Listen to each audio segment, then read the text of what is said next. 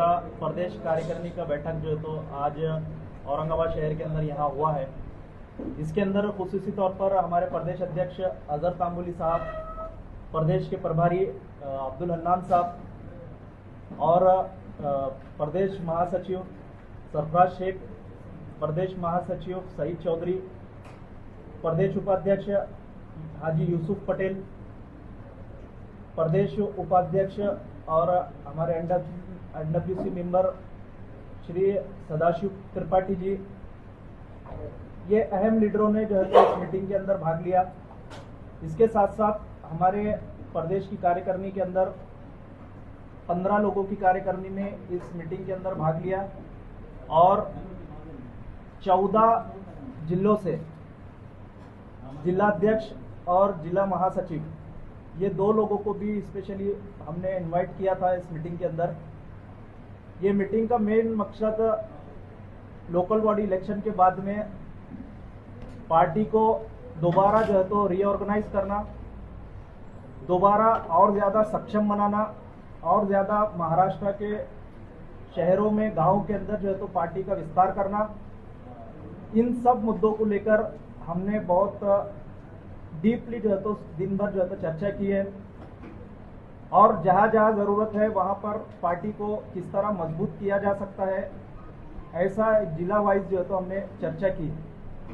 उसके साथ साथ यहाँ महाराष्ट्र राज्य के जो अभी परिस्थिति है, यहाँ प्रदेश के अंदर जो अलग अलग इश्यू चल रहे हैं, उन इश्यू के अंदर हमने हमारे तमाम जो है तो लीडर्स के साथ नेताओं के साथ में चर्चा की है कि हम किस तरह से इन इश्यूज के अंदर जनता के अधिकारों के लिए, जनता के हुकूक के लिए और जनता को न्याय मिलना, इस तरह से हमारे पार्टी का एक उद्देश्य लेकर लोगों के बीच में किस तरह जाना है, उसके ऊपर ओपन हमने जो है तो चर्चा की और कुछ ठराव हम जो है तो यहाँ पर पास किए हैं।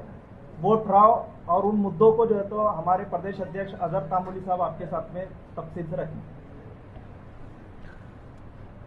जसे आमच्या महासचिव सय्यद करीम यांनी सांगितलं, आजच्या या बैठकीमध्ये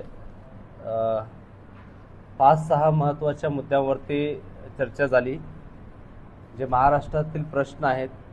ओव्हरऑल आजच्या बैठकीमध्ये हे डिस्कशनमध्ये आलं की सध्याचे जी राजकीय परिस्थिती आहे, कारण विरोधक नावाची गोष्टच महाराष्ट्रामध्ये शिल्लक ठेवायची नाही असं सरकारचा प्रयत्न आहे। त्या अनुषंगाने विरोधी पक्षांची फोडतोड करणे किंवा ईडी किंवा इतर काही असे भोंदू महाराजांचे प्रकरण बाहेर काढून त्यांना ब्लॅकमेलिंग किंवा असे खेळ खेळणे हे असंविधानिक मार्गाचा वापर करत इथले सत्ताधारी बसलेले आहेत। आणि इतर काही अजून मुद्दे, जे मुद्दे महत्त्वाचे महाराष्ट्रासाठी नाहीत परंतु सरकारचे अपयश लपवण्यासाठी काही मुद्दे जाणून बुजून उकरून काढणे, मसालेदार बनवणे आणि काही फेक नॅरेटिव्ह्ज निर्माण करून महाराष्ट्रातील सामाजिक स्वास्थ्य खराब करण्याचे प्रयत्न चालू आहेत। याच अनुषंगाने जर आपण बघितलं असं सध्या जे काही धर्मांतरणाचा कायदा आणलेला आहे, नाव जरी फडणवीसांनी त्याला धार्मिक स्वातंत्र्याचं दिलं असलं तरी त्याचा मागे उद्देश हाच आहे की जे काही फेक नॅरेटिव्ह्ज क्रिएट करून किंवा बहुसंख्याकांमध्ये जे आहे भीतीचं वातावरण निर्माण करून आपलं राजकीय जे काही साध्य करायचं उद्दिष्ट ते करण्याचे प्रयत्न होत आहेत। त्याच अनुषंगाने सध्या जे कळीचा मुद्दा आहे तो शक्तीपीठ मार्गाचा जो काही महामार्गाचा जो प्रकल्प सरकारने पुढे आणलेला आहे, ते महाराष्ट्राची मागणी नव्हती तर सरकारची गरज आहे आणि त्या अनुषंगाने सरकार शेतकऱ्यांची जमीन जबरदस्तीने अधिग्रहण करत आहे व त्या व्यतिरिक्त जो काही त्यांनी 1 लाख करोडचा जो काही बजेट अंदाजे सांगितलेला आहे, त्या माध्यमातून सरकार आपल्या कार्यकर्त्यांना म्हणा किंवा त्या माध्यमातून पक्ष आणि भ्रष्टाचाराचे जे काही आरोप होत आहेत आणि त्यात सत्यता आहे। आणि ह्या समितीमध्ये, या बैठकीमध्ये या संदर्भात आम्ही जो ठराव पास केलेला आहे, शक्तीपीठ महामार्गाच्या नावाने जे सक्तीचे जमीन अधिग्रहण ते थांबवावे व इतर अनियंत्रित विकास प्रकल्पांच्या नावाने ही लूट थांबवावी असं या म्हणजे समितीने आज ठराव पास केलेला आहे। दुसरं आहे अशोक खरात यांचं जे प्रकरण आहे, या प्रकरणामध्ये फार गुंतागुंतीचे गोष्टी आहेत. कारण याच्यामध्ये आमचे दिवंगत जे काही उपमुख्यमंत्री होते अजित पवार यांच्या देखील घात अपघाताचा जो प्रयत्न झालेला आहे किंवा शंका व्यक्त केलेली आहे आणि याच्यात खरात जे काही यांचं प्रकरण आलेलं आहे यांच्याशी संबंध पुढे येत आहेत. त्या व्यतिरिक्त मंत्रिपदे मिळवण्यासाठी किंवा महायुतीच्या काही महत्त्वाच्या बैठका खरात यांच्या ठिकाणी झाल्या होत्या. देवेंद्र फडणवीस असू दे किंवा उपमुख्यमंत्री शिंदे असू दे, यांची दीड 2 तास खरात यांच्या संदर्भात कोणचे कॉल होत होते, हा प्रश्न महाराष्ट्राला देखील पडलेला आहे की नेमकं खरात काय रोल प्ले करत होते. आज जरी त्यांच्या भोंदगिरीचं व इतर काही अलिगेशन्स पुढे येतात, परंतु त्यामागचे जे खरं कारण आहे ते पुढे येणं महत्त्वाचं आहे. खरात प्रकरणातील नेमकी सत्यता बाहेर यावी व त्यातील राजकीय दलालीचे जे प्रकरण उघडीत यावे व अजित पवार यांच्याशी घात अपघाताशी काही सहसंबंध आहेत का याची उच्चस्तरीय चौकशी व्हावी, अशी आमच्या राज्य बैठकीमध्ये ठराव मंजूर करण्यात आले आहे. त्यानंतरनं धार्मिक जे अल्पसंख्याक आहेत यांच्यावरती होणारे हल्ले ओव्हरऑल जर बघितलं आपण महाराष्ट्रामध्ये 2024 पासून सलग हिंदू मुस्लिमचे प्रकरण जे आहेत ना 4836 प्रकरण घडलेले आहेत 2024 पासून या 2 वर्षांमध्ये. आणि याच्यामध्ये 170 घटना आहेत ज्याच्यामध्ये गंभीर हल्ले, दुखापती व मृत्यूचे समोर आलेले आहेत.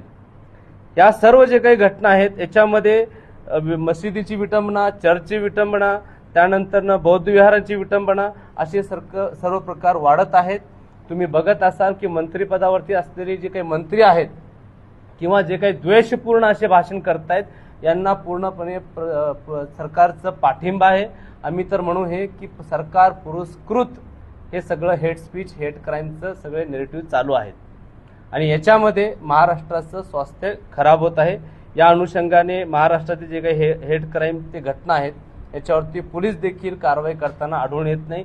अल्पसंख्याक राजकीय दृष्ट्या व लोकसंख्येच्या दृष्टीने अल्पसंख्याक असल्यामुळं त्या समाजाला तुम्ही वेठीस धरत आहात. त्यांच्या संदर्भात तुम्ही फेक नेरेटिव्ह पसरवताय.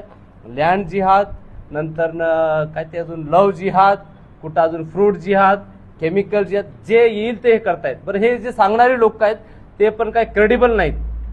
अशी लोक जे आहेत ना, खास भाजपाला जे आवश्यक असं ध्रुवीकरणाचं जे वातावरण असतं ते निर्मित करण्यासाठी असे पोचलेले काही भाजपाचे अनाधिकृत नाही म्हणतात तर अधिकृत भोंगे आहेत ज्यांच्यावरती भाजपा देखील कारवाई करण्यास किंवा पोलीस प्रशासन पुढे येत नाहीये.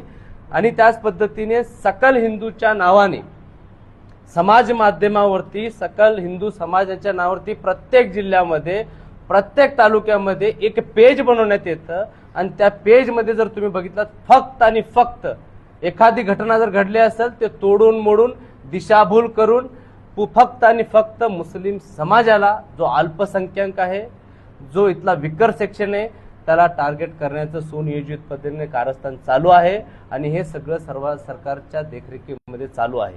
परंतु अशी परिस्थितीमध्ये महाराष्ट्रामध्ये अशा पद्धतीने सुनियोजित पद्धतीने जर का एखाद्या समाजाला तुम्ही वेठीस धरणार असाल, त्याचं अपराधीकरण करणार असाल, हे महाराष्ट्राच्या सामाजिक स्वास्थ्याला घातक असं वातावरण निर्माण होत आहे.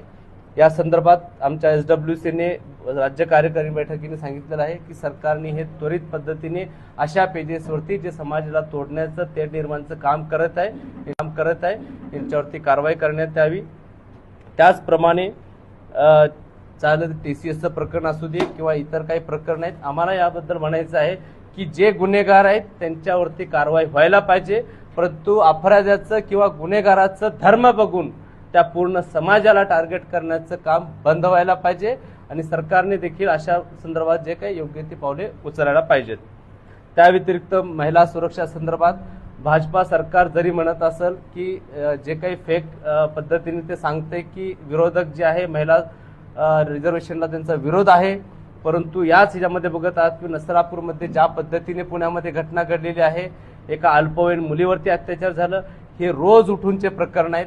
सरकार फक्त भाषण करत आहे, या व्यतिरिक्त काही ठोस असे पावले उचलताना दिसत नाहीये. या संदर्भात देखील कडक कारवाई व्हायला पाहिजे आणि त्या संदर्भात कायदे होणं आवश्यक आहे. ऑलरेडी कायदे आहेत, परंतु त्याचं इम्प्लिमेंटेशन होत नाहीये. गुन्हेगारांच्या मनामध्ये भीती निर्माण झालेली नाहीये. महिलांवरती अत्याचार जे आहेत ना वाढलेले आहेत. मी काही आकडेवारी आपल्या समोर ठेवू इच्छितो.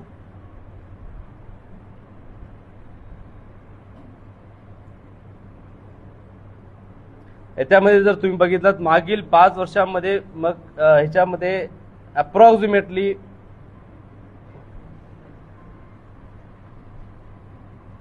लैंगिक मागील महायुतीच्या दुसऱ्या टर्म सुरू झाल्यापासून जर तुम्ही बघितलं महिलांवरती दाखल झालेल्या अत्याचारांची गुन्ह्यांची एकूण संख्या 46,459 आहे. ज्यापासून ही सत्ता बनलेली आहे त्यात लैंगिक हिंसा, बलात्कार, कौटुंबिक हिंसा, हुंडाबळी, अपहरण, विनयभंग व अशा घटनांचा समावेश आहे. यातील 22,578 गुन्हे हे फक्त बलात्काराशी संबंधित आहेत. म्हणजेच लैंगिक हिंसाचाराच्या एकूण घटनांपैकी अर्ध्याहून जास्त भागात थेट अल्पवयीन मुलींवरती होणाऱ्या लैंगिक अत्याचाराशी संबंधित आहे. मागील 2 वर्षांमध्ये प्रत्येकी 4,000 पेक्षा जास्त अल्पवयीन मुलींवर बलात्कार व लैंगिक अत्याचार झालेले आहेत. एकूणच 2 वर्षांमध्ये सुमारे 8,000 पेक्षा जास्त मुलींवरती लैंगिक अत्याचार झाले आहेत. म्हणजे ज्या महाराष्ट्राला आपण पुरोगामी महाराष्ट्र म्हणतो, फुले शाहू आंबेडकरांचा महाराष्ट्र म्हणतो, सावित्रीबाईंचा फुले महाराष्ट्र म्हणतो, या महाराष्ट्राची गय या सरकार आल्यापासून गायपट्ट्यासारखी झालेली आहे. कानून व्यवस्था जे म्हणतो आपण लॉ अँड ऑर्डर ते पूर्ण डगमळीस आलेली आहे. या सर्व मुद्द्यांवरती आज चर्चा झालेली आहे. या अनुषंगाने SDPI येणाऱ्या काही दिवसांमध्ये आम्ही आंदोलन देखील करणार आहोत. त्याचप्रमाणे महाराष्ट्रामध्ये अल्पसंख्याक आयोगाचे जे हे काही मंत्रालय आहे त्याच्या अंतर्गत मौलाना आझाद आर्थिक विकास महामंडळ याचं करप्शन पूर्णतः समोर आलं होतं. मंत्री महोदयांनी त्याच्या संदर्भात एक्नॉलेज देखील केलं होतं की हा असं काही गैरप्रकार व भ्रष्टाचार झालेला आहे. मंत्री बदलले गेले पण अजून देखील हे भ्रष्टाचार चालू आहेत. गेल्या 1.5-2 वर्षापासून ज्या लोकांचं घर संपत्ती मॉर्गेज करून घेतलेलं आहे परंतु त्यांना लोनची अमाऊंट भेटली नाही. परंतु मागच्या काही महिन्यामध्ये सरकारमधले जे पक्षाचे पदाधिकारी आहेत त्यांना अल्पसंख्याकचं जे आर्थिक विकास महामंडळ आहे त्याच्या माध्यमातून कर्ज देण्यात आलं, त्यांना रक्कम भेटली. परंतु आज देखील हजारो अल्पसंख्याक समाजाचे तरुण गेल्या 2 वर्षापासून बोजा चढवून देखील त्यांना रक्कम भेटलेली नाही. या संदर्भात SDPI लवकरच आम्ही आंदोलन करणार आहोत. या सर्व मुद्द्यावरती आज चर्चा झाली.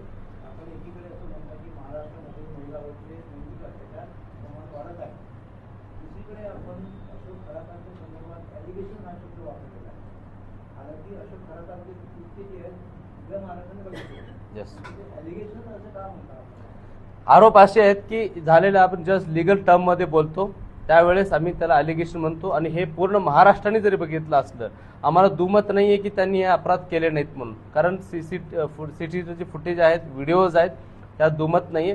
परंतु फक्त जे काही अपराध आहेत फक्त तेवढ्याच दाखवण्याचा प्रयत्न होणे.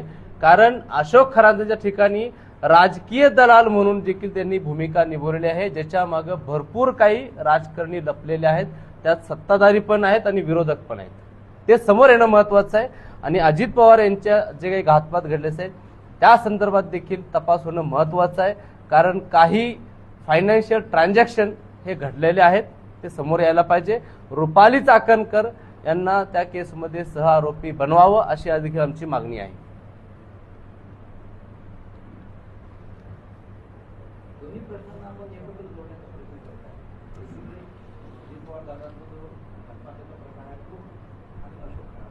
एकच आहे मला म्हणायचं आहे की हे दोन्ही प्रकरणाचं घेणं देणं आहे.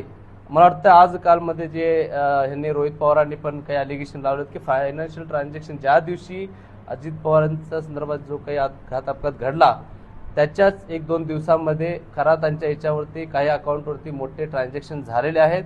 मी रक्कम हे म्हणू शकत नाही पण 100 कोटीच्या आसपासचं काही प्रकरण आहे ते. आम्हाला तेच म्हणायचं आहे की तपास होऊ द्या, त्या गोष्टी लपवल्या जाऊ नये. कारण देवेंद्र फडणवीस शिंदे हे 1.5 तास अशोक खरातांशी काय बोलत असतील आज महाराष्ट्राला पडलेला प्रश्न आहे.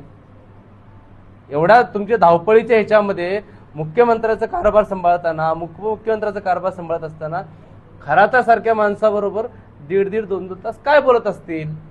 विचार करण्यासारखी तर गोष्ट आहेच ना. ते समोर महाराष्ट्राच्या समोर येणं महत्वाचं आहे. मुख्यमंत्री या पदावर असताना सुद्धा फडणवीस साहेब नेहमी आपलं वक्तव्य किंवा आपलं स्टेटमेंट देताना जिहाद शब्द वापरतात. याबद्दल तुम्हाला काय म्हणायचं? अल्टिमेटली भाजपा किंवा मुख्यमंत्री देवेंद्र फडणवीस यांना जे पुरेसं म्हणजे पुरस्कार वातावरण निर्माण करायचं असतं की आम्ही हिंदुत्वासाठी काहीतरी करतोय.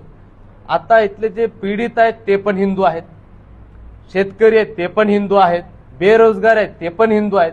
पण त्या दृष्टिकोनातून त्यांना प्रश्न विचारले जाऊ नये म्हणून नेहमीच हिंदू मुस्लिमचं वातावरण निर्माण करून ठेवण्यासाठी, आपलं अपयश लपवण्यासाठी ह्या सगळ्या अशा काही स्टेटमेंट द्यायचं, जिहादी म्हणा, लँड जिहाद म्हणा, ह्या सगळ्या गोष्टी याच्यासाठी समोर आणल्या जातात. आणि मुख्यमंत्री म्हणून त्यांना कळायला पाहिजे की आपण जेव्हा शपथ घेतो त्यावेळेस आपण ह्या पूर्ण महाराष्ट्राचे जनतेचे मुख्यमंत्री असतात. तुम्ही 10% अल्पसंख्याकांना तुमचं राजकारण मजबूत करण्यासाठी नेहमीच वेटीसी ठरू शकत नाही. फेक नेरेटिव्ह सेट करण्यासाठी जिहाद सारख्या पवित्र संकल्पनांना तुम्ही इकडं तिकडं थोपू शकत नाही.